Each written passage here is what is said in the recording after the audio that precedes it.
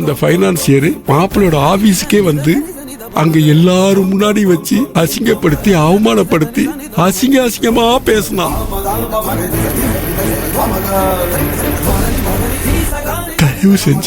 தயவு செஞ்சு அந்த பத்திரத்தை கொடு. அத முதல்ல கொண்டு போய் அடமானம் வச்சு மாப்பிள்ளைகிட்ட பணத்தை கொடுத்தாகணும். குடு மனோரி, தயவு செஞ்சு குடு. என்னங்க கொஞ்சம் இருங்க. மாப்பிள்ள அந்த பணத்தை உங்ககிட்ட கேட்டாரா? ஏய், என்னடி பேசுற?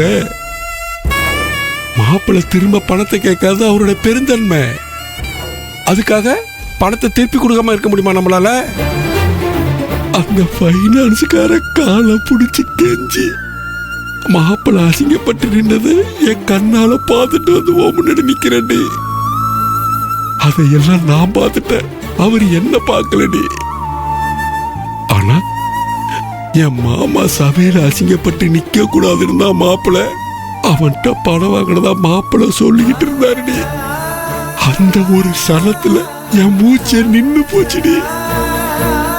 இங்க பாரு, நான் சபையில அவமானப்பட்டு நிக்க கூடாதுன்னு நினைச்ச என் மாப்பிள்ள அவர் வேலை செய்யற இடத்துல அவமானப்பட்டு நிக்கிறத என்னால எப்படி பார்த்துக்கிட்டு இருக்க முடியும்?